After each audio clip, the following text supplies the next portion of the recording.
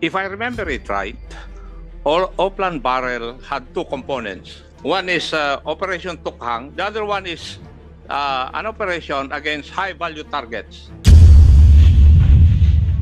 Mr. Chair, may I request that PDEA and NBI submit to us operations against illegal drugs which resulted to the death of the victims. May I move, Mr. Chair, that we get that NBI and PDEA would submit such, simply because, if I remember it right, Oplan Barrel had two components. One is Operation Tukhang, and I think General Albayalde would bear me out because he was the one who mentioned the Oplan double barrel. That's why it's called double barrel, because it had two components. Double barrel, kaya tinawag na double barrel, two components yan eh. Hindi As shotgun far as I know. The first one is Operation Tukhang. Hindi yung shotgun. Hindi. Oh. That's why they called it double barrel. Dahil dalawa ang component niyan eh. One is Operation Tukhang. The other one is an operation against high-value targets, if I remember it right. Tama po? Yes. Hindi po ba? Yes. And PDEA, Wilkins is now saying na meron din silang barangay eradication insofar as illegal drugs are concerned. That is also embodied under Oplan Tukhang. When you conduct visitations to houses which are suspected to house illegal drug users. Tama, di po ba? So, but there came a time during the Duterte administration that the operation against illegal drugs was transferred to the PDEA. I think that was in 2017. Now, from the statisticians that reported this afternoon, Mr. Chair, may I know if after 2017, nag-drop po ba yung incidents involving alleged extrajudicial killings? Yun po, Mr. Chair. There was a drop in anti-drug operation, Your Honor. Kasi kukunti lang po ang PDEA noon at ang Philippine National Police were barred from conducting anti-drug operation. Talagang bumaba po ang anti-drug operation. And at the same time, I cannot answer for kung nag-drop din yung the PDEA has the records on those who were killed from 2017 until naibalik yung operation sa PNP, Your Honor. But PDEA has the record of it, Mr. Chair. But the general picture during that time is that it was only PDEA who are undertaking the anti-drug operation dahil nabarred ka po ang police to undertake the same. So talagang bubaba po ang anti-drug operation during that time. General Lasso, meron po kayong data niya? Yes, Your Honor. We can provide the Can you data. submit to us the data? Yes, Your Honor. Mr. Wilkins, kung meron din po kayo na data dyan sa inyo, paki-provide din po sa amin. Your Honor, lahat po nasa PDEA. PDEA. Naka-database na po kasi lahat ng system ng PDEA. So everything that you want to have is kayang maibigay po ng PDEA, Your Honor. Okay. PDEA leaks. Okay, Congresswoman Castro, please. Yes, Mr. Chair. Balikan ko lang po si former DOJ Secretary Guevara, Mr. Chair, kasi sa panahon niya ito. So tama po ba? Buong panahon ni Duterte, kayo po yung secretary? Hindi po. Nung umpisa po ako ay ang Senior Deputy Executive Secretary at ako po ay nag-assume sa Department of Justice bandang April of 2018 po hanggang sa matapos ang termino ng Presidente Duterte. Yes. Kayo po yung, Mr. Chair, yung nagpasa ng appeal doon sa ICC na yung meron pong data tayo na 52 na being investigated by the... Yes, that is correct, Your Honor. Okay. So out of 6,522, 65 out of 6252 as reported, no? So 52 lang po yung sinasabi ninyo na naimbestigahan. So how about 6,200? So Thank- tingin niyo at during those time, Mr. Chair, nag-iimbestiga rin ang DOJ dito sa killings. Tama po ba? Tama po yan. So during the time, 2018 hanggang 2022, na iniimbestigahan ninyo, bakit po 52 lang yung naimbestigahan ng DOJ po? Kasi 'di ba kayo talaga yung dapat na huling pupuntahan ng ating mga kababayan kung may nararamdaman silang injustice, 'di ba? DOJ yung pupuntahan. Pero bakit po 6,200 natira? Bakit hindi nyo naimbestigahan? Let me explain that po. Nung umpisa pa lang po na ako ay mag-assume ng pagiging Secretary of Justice, ay nariyan na po ang problema tungkol sa mga namamatay sa drug operations. At bilang Justice Secretary po ay paulit-ulit ko pong ine-encourage ang mga kamag-anak na mga namatay sa drug war na kung sila po ay natatakot na lumapit sa pulisya dahil ang iniisip nila ay paano kami lalapit sa pulis kung ang aming pinagsususpetsahan na involved sa pagkamatay ay pulis mismo. Kaya po lagi ko namang pinapaalala sa kanila na pwede naman kayong dumiretso halimbawa sa Department of Justice, sa mga prosecutors, mag-file kayo ng complaint directly o sa ganun nga po, no, na po pwede po silang lumapit at tutulungan po sila halimbawa ng Witness Protection Program, ng Public Attorney's Office, etc. etc. Pero ang nangyari po ay talagang wala pong maraming lumalapit sa NBI or sa DOJ directly at lalo na po sa police dahil nga po doon sa pangamba na baka sila ay maaring mabalikan or something like that. So, kaya po ang DOJ ay on its own initiative ay nag-conduct ng kanilang review ng drug war kasi marami na nga po yung mga reklamo, dumarami po yung numero ng mga namamatay sa drug operations kaya po kami mismo ay nag-initiate na mag-conduct ng sarili naming review ng drug war. It was originally intended to be interagency in character. Pero ang masama po nito, Mr. Chair and the committee members, inabutan po tayo ng pandemic. Ito pong aming plano na mag-conduct ng comprehensive review ng mga drug operations na may mga namatay ay nagsimula po noong 2020 na siya naman pong naging kasagsagan din ng pandemic. Kaya po yung aming pinaplano na nationwide na pag-conduct ng review ay severely hampered because of mobility restrictions.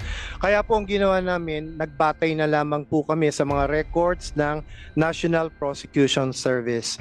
At Your Honor, ang isa po naming mahalagang ginawa ay ang lumapit sa PNP Internal Affairs Office.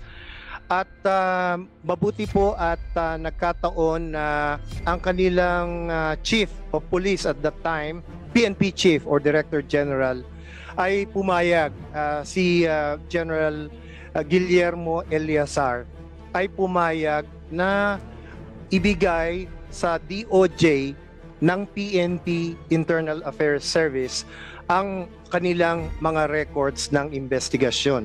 Ang paliwanag po sa amin ng IAS, pag may napatay sa operasyon ay may nag-discharge ng firearm, automatic motu proprio na nagko-conduct sila ng investigation.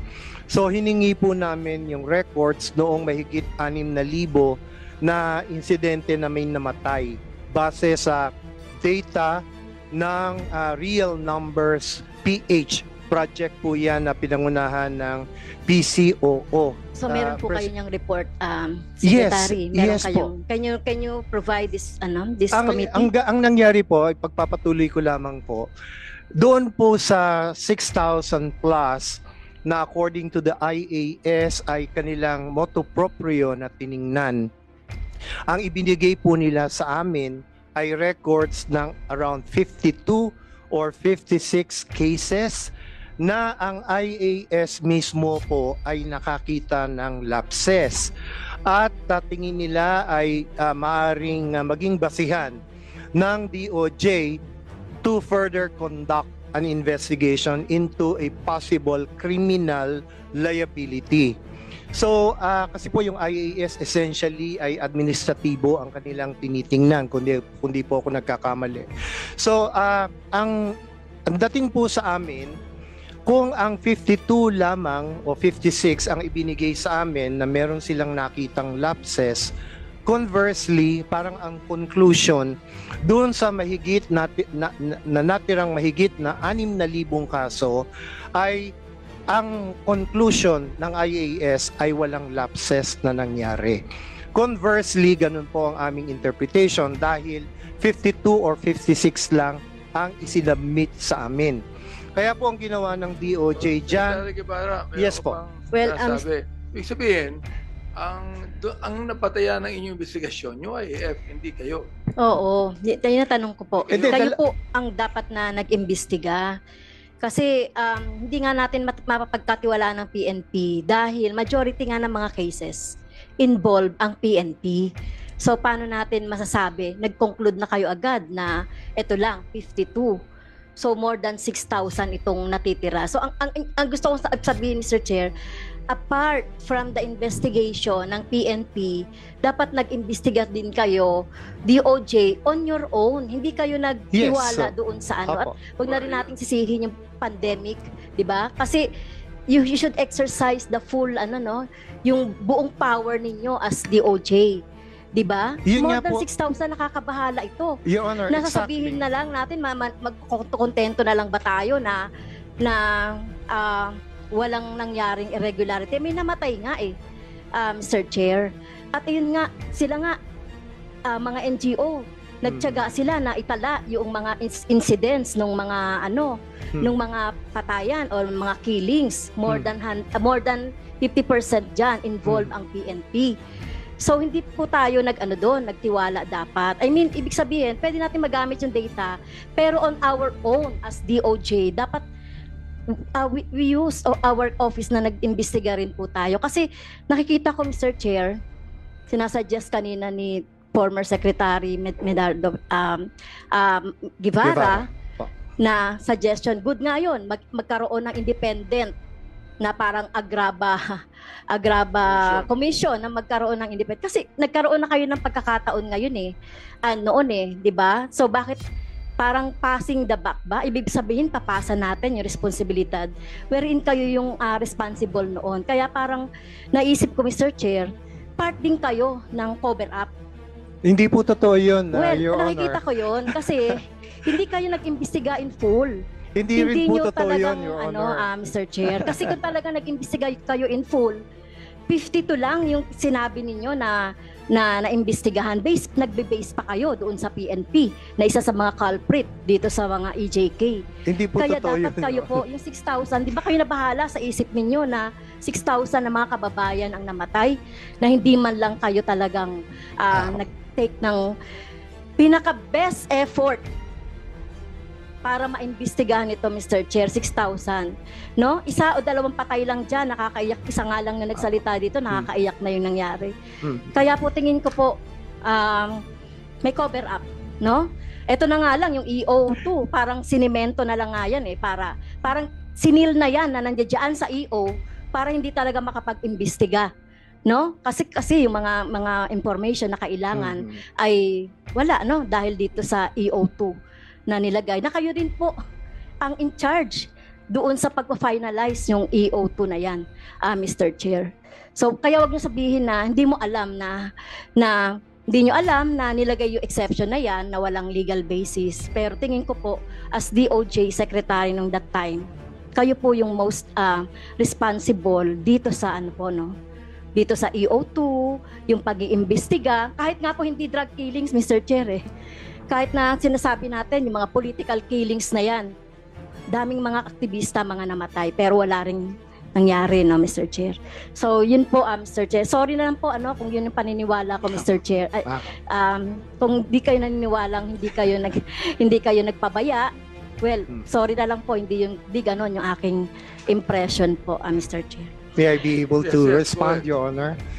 First of all, Your Honor, I have to categorically deny for the record that the DOJ, more particularly myself, was involved in a cover-up. I vehemently deny that, Your Honor, for the record. But let me just explain na yun pong investigation na ginawa ng DOJ ay hindi lamang po nag-rely sa information na nanggagaling sa PNP.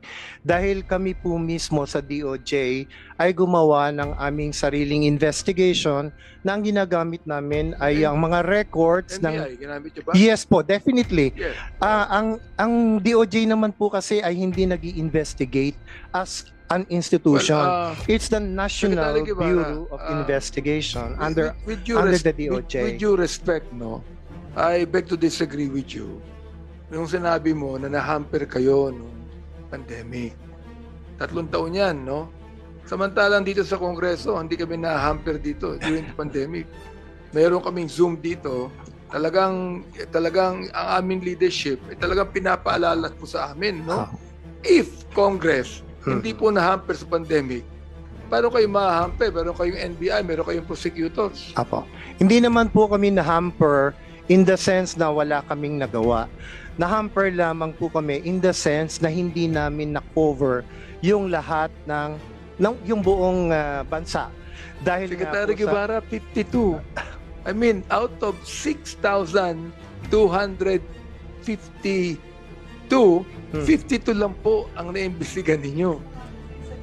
Oo. Your Honor, yung 52 po ay yung sa side na galing sa PNP. Saan Yun po yung side po ninyo? turnover. Yun pong sa amin, meron po kaming mahigit 900 cases na natingnan. At ang Lamang yung inuna sinabi po niya, ng DOJ, kanina pa ho namin hinahanap yung record. Opo. This is the only time na sasabi niyo meron kayong 900 na iniimbestigahan. yun po yung nasa opisina ng mga prosecutors sa various regions in the country. How Pero about ang the inuna NBI? po namin, How Your about the Honor, NBI? May NBI tayo rito. How about the NBI? Your Honor, dito po sa side po namin sa Maynila, Homicide Division po, may 36 cases ng inaimbestigahan kami. That is only Manila. Only the Homicide Division. Only homicide in Manila. Yes, sir. We will be asking the COMSEC to invite the director of the NBI to come in the next hearing. Bale po, 36 yung police operations against illegal drugs na imbestigahan namin and 15 na operations pero hindi po involve ang drugs. 32 po. 36, 36. Your Honor. So, Yes. ibig sabihin, mula nung 2018 hanggang 2022, 36 lang. Sir, 36 po yung naimbestigahan namin from 2016. Homicide. Yeah, I understand. Homicide lang naman. Yung mga napatay.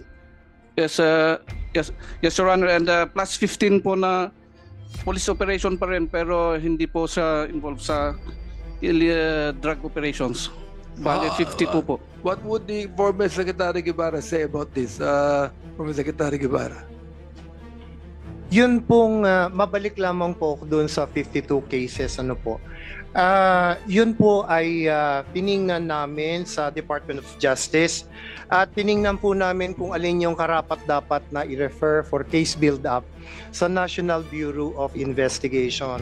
Ngayon po, base po doon sa aming report, pero ito po ay October of 2023 lamang ano po. Ito po ay nahingi ko lamang sa DOJ dahil sole gen na po ako at that time. Doon po sa 56 ng laban or 52 or 56 ng laban cases na inirefer namin po yan sa NBI, 25 were closed for lack of interest on the part of the complainants or requesting party for fear of life or security. At that time, 19 cases were still pending investigation. So 12 cases were actually filed before various courts and prosecutors' offices. Kasama na po dyan yung kina Arnaiz, kina De Guzman, marami pa pong iba, mga si Vedaño, Garbo, and so forth and so on. Pati po yung kay La Fuente na isang Spanish national.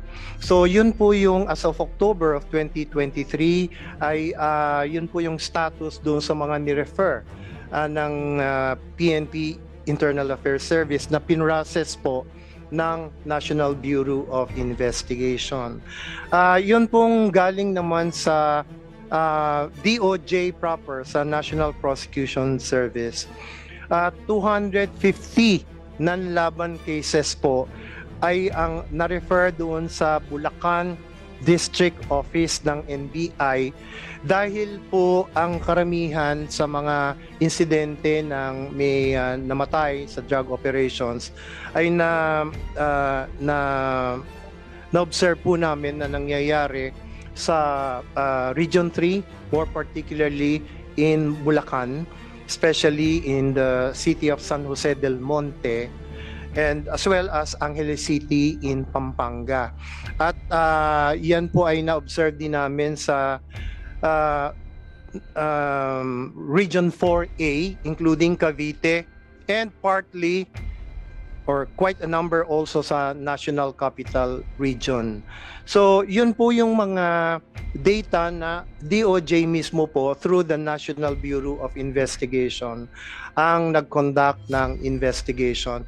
Kung ano po yung nangyari dyan sa mga kaso na yan, ay sa ngayon po ay hindi ko na masabi kung anong status dahil wala na po ako sa Department of Justice. But just to show lamang po na hindi lamang kami nag-rely sa inputs na galing sa PNP dahil yung sariling mga kaso po na matatagpuan sa mga opisina ng Prosecution Service ay ginamit naming basihan for further investigation. I do realize that we cannot complete the investigation just in one hearing. No? So we will be continuing this hearing even in the time na naka-recess po kami sapagkat nais nating malaman lahat ang information tungkol dito. So once again, we will be inviting you all and some others that need to be invited in the next hearing. Ko abangan niyo lang po yung Mr. Chair, hearing na ito. Yes, Congressman Ako. may amend my request to the PNP that they include in the report the units which operated and so far as the 6,000 plus incidents are concerned. And second, there were 3 chiefs of the Philippine National Police during the time of former President Duterte, right?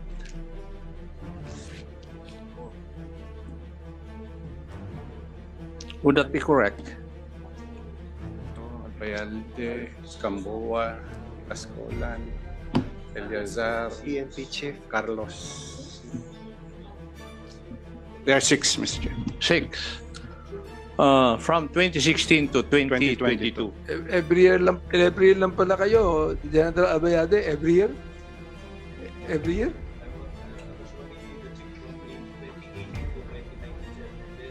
Oh, no. 7, Mr. Chair. General Gamboa, Police. then the late General Cascolan, and then Sinas, Eleazar. Eleazar, Carlos. Danao was OIC, sir. Danao was OIC. Yes. 7, Mr. Chair. 7. Sir Chair. May I know if there were also 7 chiefs of the CIDG during that time?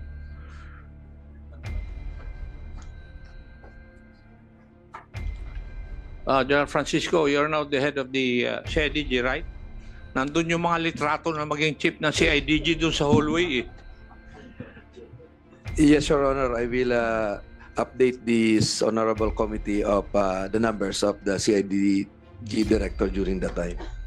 Mr. Chair, may I move that we invite the former chiefs of the CIDG during those times? All right, I don't think there is any objection, so the motion is approved. We will be inviting the current Philippine National Police Director General, no? So that the top brass will also be involved in this invitation, no? And of course, just like the motion made by Congressman Ako, we're going to invite the former andaay pala, no? The former then makikita-kita kayo dito.